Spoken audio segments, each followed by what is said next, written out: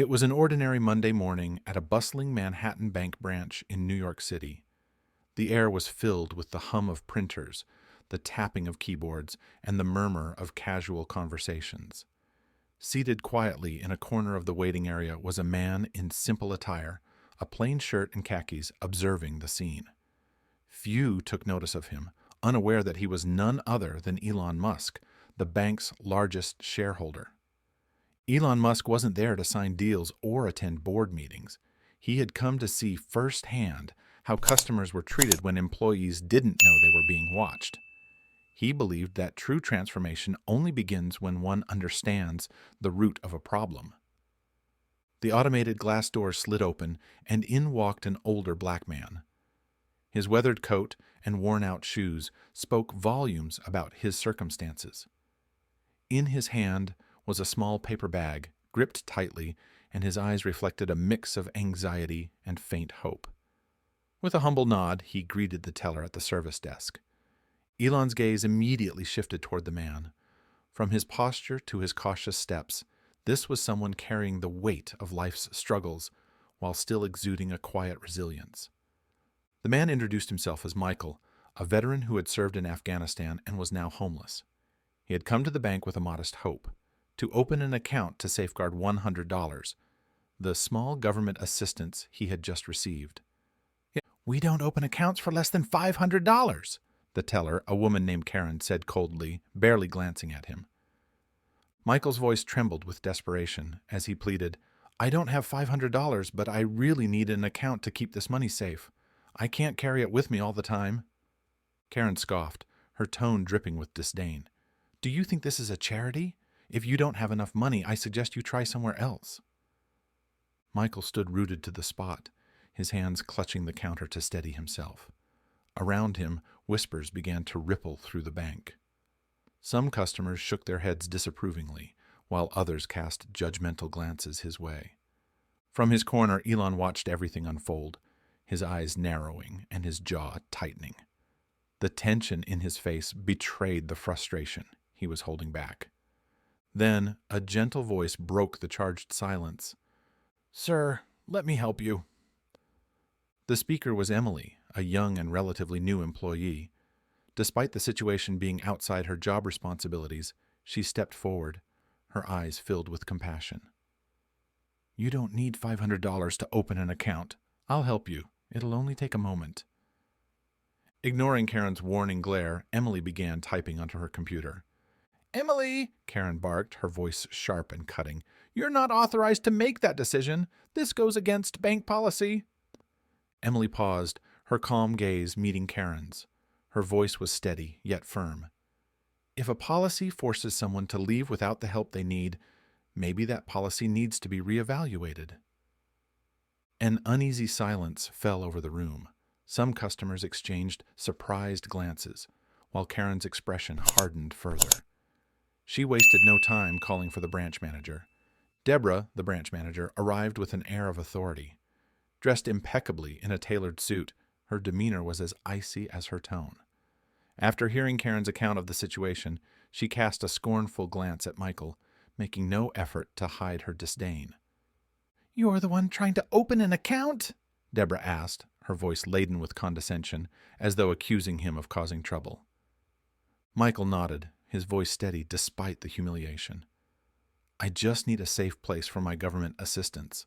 I can't afford to lose it." Deborah smirked, then turned to Emily with a patronizing tone. "You must be new here. It seems you need a refresher on our policies. We don't open accounts with less than $500. That's the rule, and rules aren't meant to be broken." Emily's unwavering eyes met Deborah's. Her voice remained soft, but her conviction was unmistakable. "I understand the rules, ma'am, but I also believe that a bank exists to help those who truly need it. If he loses this money because we refuse him, isn't that a greater failure?" Deborah's expression remained stony, her tone colder than ever. "This isn't about morality. It's about following protocol. If you can't do your job as instructed, perhaps you're not suited for this position." The room grew oppressively quiet. Michael lowered his head, as though trying to disappear to avoid causing further conflict. Emily, however, turned to him with a kind, reassuring smile. "Sir, I'm so sorry for what you've experienced today," she said gently. "Please know that not everyone here shares this attitude.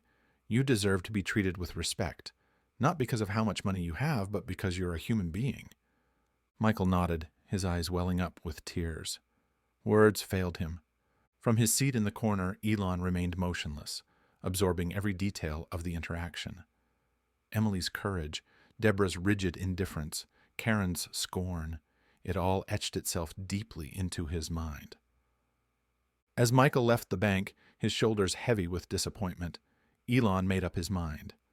By morning, everything would change. Not just for Michael, but for every customer who walked through the bank's doors. The next morning, the usual hustle and bustle filled the air at the Manhattan branch of Liberty First Bank. Employees were immersed in their daily tasks, and Deborah strode around the office with her trademark authoritative demeanor. Nothing seemed out of the ordinary, until a luxury car pulled up outside. When Elon Musk stepped through the glass doors, the entire branch seemed to pause for a moment, a ripple of tension washing over the room. This time, Elon didn't settle quietly into a corner. He entered with purpose, his stride strong and resolute, his sharp gaze sweeping across the room. The atmosphere grew heavy as employees held their breath, watching him intently. Deborah quickly recognized him. She hurried toward him, her face lighting up with a polished smile. "Mr. Musk," she greeted, her tone unusually sweet. "What an honor to have you here. Is there something I can assist you with today?" Elon didn't respond immediately. Instead, he locked eyes with Deborah, his voice low but brimming with authority. "You know," he began, gesturing toward the waiting area, "I sat right there yesterday and witnessed everything." Deborah froze, her smile faltering for a brief second before she regained her composure. Her voice wavered slightly. I'm not sure I understand what you mean." Elon's eyes narrowed and his tone turned icy. "I'm referring to the way you and your staff treated a man who simply wanted to open an account. A veteran, a man who served this country. Do you really believe the cold, contemptuous behavior I witnessed is what this bank stands for?" Deborah stammered, her confidence beginning to crack. I was just following policy, sir." "Policy?" Elon repeated, his lips pressing into a hard line. "Policies are meant to serve people, not turn us into unfeeling machines. If a bank's rules force those who need help the most to leave in shame, then those rules are fundamentally flawed." Deborah lowered her head, unable to respond. The room fell into a heavy silence, no one daring to move. Elon turned toward Emily, who stood nearby, still stunned by his unexpected arrival. The sternness on his face softened as he approached her. Reaching out his hand, he said, "Emily, I want to thank you. What you did yesterday wasn't just an act of kindness. It was an act of courage. You stood up for what was right, even when you knew it might put you at risk." Emily's hand trembled slightly as she shook his, her voice choked with emotion. "Thank you, sir. I just believe that everyone deserves respect." Elon nodded, his tone warm. "You're absolutely right, and this bank needs more people like you." He turned back to Deborah, his voice firm and final. "You're fired, effective immediately. Not only have you failed as a leader, but you've also undermined the values this bank is meant to represent." Deborah stood frozen, unable to utter a word as Elon's judgment echoed in the room. Addressing the entire staff, Elon's voice rang out, clear and resolute. "From this day forward, things will change. Liberty First Bank will no longer be a place that serves only the wealthy or rigidly adheres to callous rules.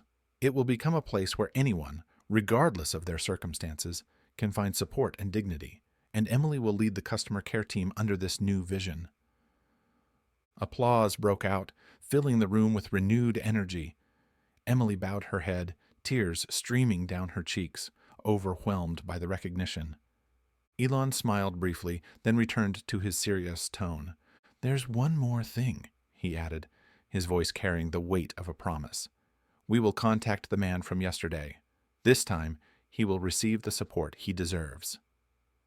That afternoon, Michael received an unexpected phone call. The warm voice on the other end startled him. Mr. Michael, this is Emily from Liberty First Bank. I wanted to personally apologize for what happened yesterday. We would love for you to come back and open an account. And there's someone very special who wants to meet you. Michael hesitated. The thought of facing those judgmental stares again was daunting, but the sincerity in Emily's voice convinced him to accept. The next day, Michael returned to the bank. This time, his steps were lighter, though traces of apprehension lingered. At the entrance, Emily greeted him with a bright smile and guided him to a private meeting room.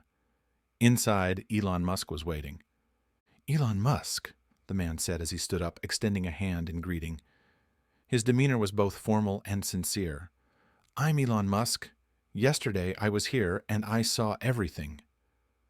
Michael blinked in disbelief, stammering. Who are you?" "I'm the largest shareholder of this bank," Elon replied, his gaze steady. "But that's not important. What matters is how we failed to help you. I'm here to make things right." Michael said nothing, unsure how to respond. Elon continued, his tone deliberate and resolute. "First, we're going to open an account for you, free of charge, with no minimum balance requirement. This isn't charity. It's what you rightfully deserve."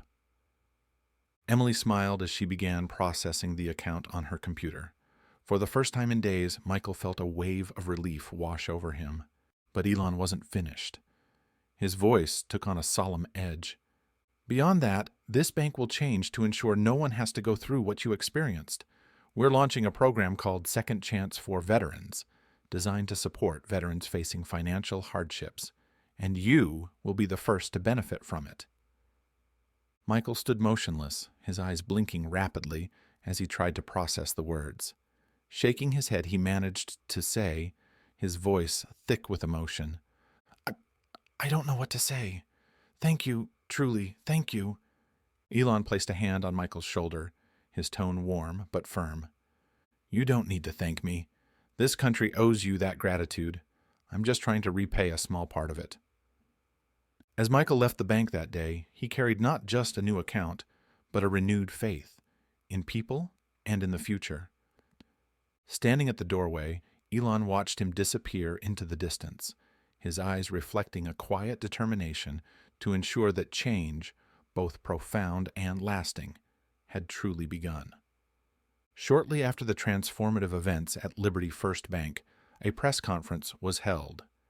Elon Musk, now standing at the forefront of the stage, announced a series of groundbreaking community initiatives.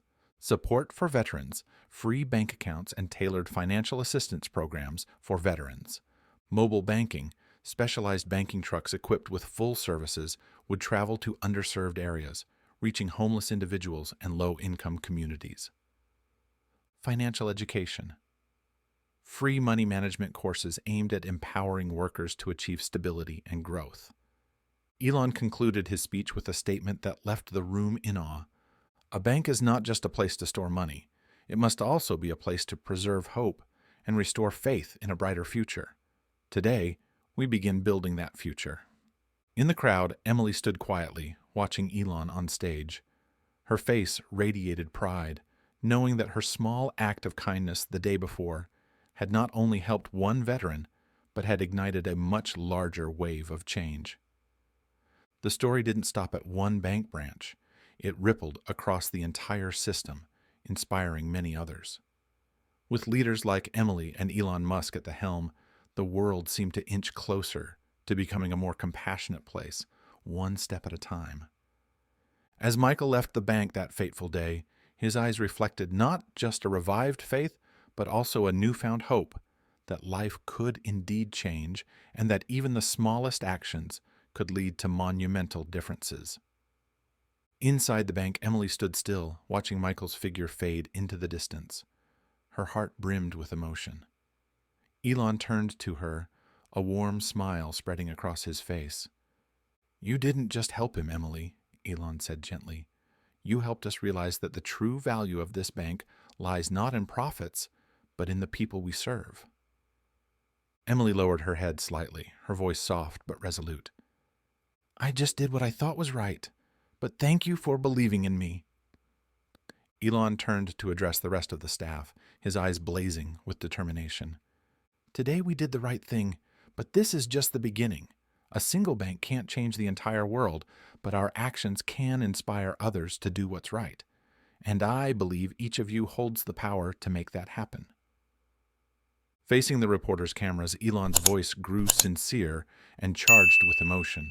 This world needs more people like Emily, those who dare to do what's right, even when it's not easy. If you've ever witnessed injustice, if you believe kindness can transform the world, start with the smallest actions. Together, we can create changes far greater than we ever imagined. Emily glanced at Elon, her smile glowing with newfound confidence.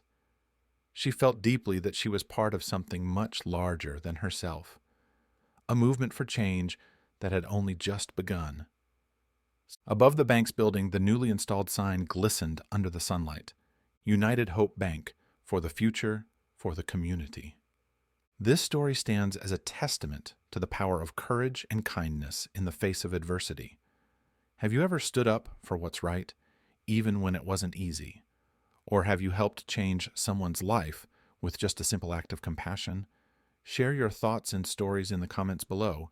Your story might inspire thousands of others.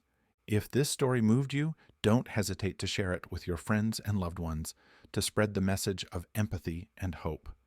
Thank you for watching and supporting. Let's start with small actions to create a world where everyone is valued and loved. Wishing you health and happiness. Thank you for supporting the channel. Please like, share, and subscribe to receive the latest updates. The stories are collected from various sources and do not represent any individual or organization. They are shared with the intention of spreading human values in life and have been rewritten with the support of AI. If there are any mistakes, kindly overlook them with understanding. Wishing you all of the best in life.